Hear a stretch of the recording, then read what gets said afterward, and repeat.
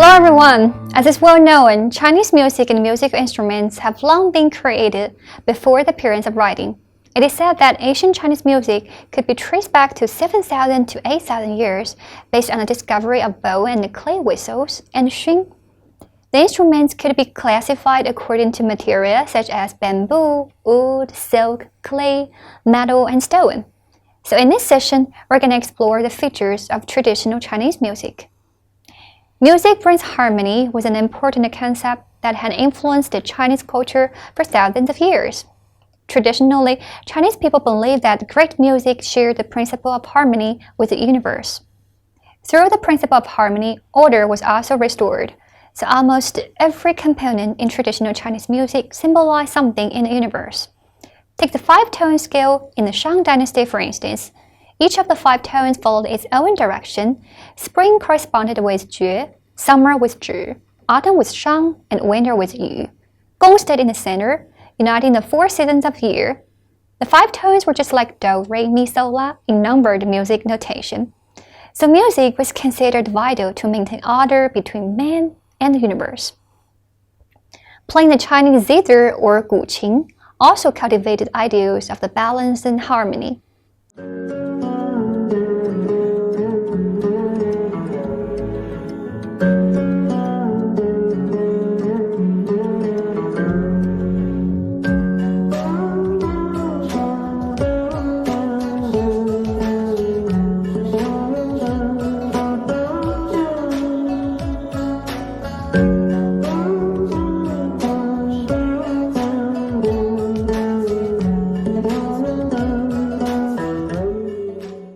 The seven-stringed guqin was often played by scholars, which was representative of the intellectual class.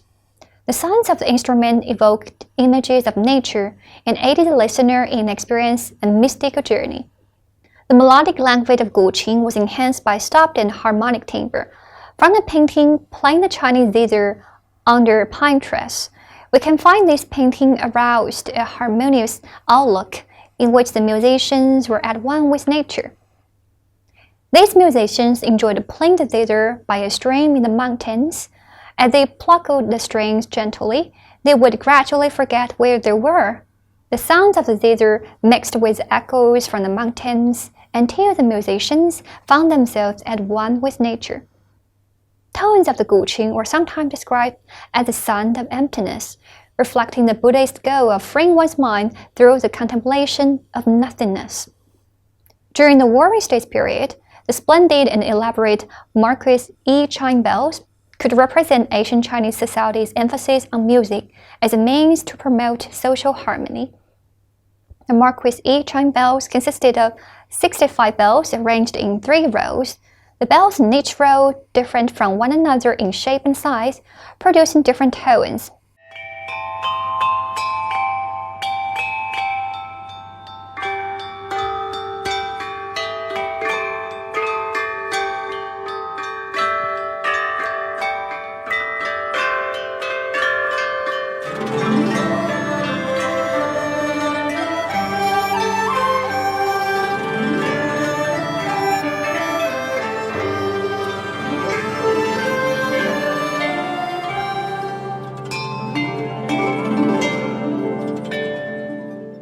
It was fascinating that the entire set of chime bells was able to produce all the tones of a modern piano.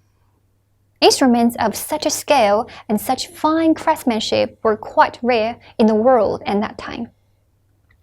The aesthetic principles and the philosophic concepts of Chinese classic music were also deeply influenced by Confucianism. Most of them were systematically summarized in the volume of Annotation on Music from the Book of Rites, which placed such a great emphasis on the educational, philosophical, and cosmological values of music. So it was considered to be one of the 4 fundamental foundation stones, including rites, music, law, and politics, according to Confucianism. Traditional Chinese music had the ability to influence people's behavior. In ancient China, rituals provided the norms of conduct for people. The goal was to maintain social order. Xunzi, a great Confucian thinker of the Warring States period, gave music the same reputation as rituals, stating that Rituals are established to temper people's conduct. With music and rituals, people are filled with more intelligent and peaceful minds. They also improve their ways and manners. Thus, the country enjoys peace, with beauty and compassion complementing each other. That is to say, elegant and refined music was to educate people, regulate society, and strengthen the hierarchical government. Another notable feature of traditional Chinese music was to console people's mind.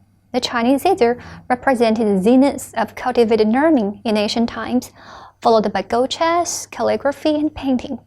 It represented ideals of Chinese music art and ways of life. Performing music on it required complicated techniques, which produced soft and delicate music that unfolded at a very slow pace. Its beautiful melodies helped to create a tranquil air and maintain peace and balance of the mind. The classic composition Wild Geese Landing on the Shallow Shore was such an example. It was a famous Guqin piece dated back to the Ming Dynasty. We may feel that the first part of the piece had a relaxed rhythm, then the second part progressed into livelier rhythms, and the third part presented a thematic scene of wild geese leisurely landing on the shallow shores. The main thing was heard as chord tones with little elaboration, providing the listener with a focus on the delicate ornamentation of the melody. The following variations explored the musical motives and developed more elaborate versions of the melody, building to an emotional climax. To Chinese musicians and music lovers, geese were symbolic of devotion, and the contentment of the wild geese represented the human heart. Three stanzas of Plum Blossoms was another famous zither composition to nourish the mind. It was based on the story of the poet Wang Ziyu and the flute player Huan Yi in the Eastern Jin Dynasty.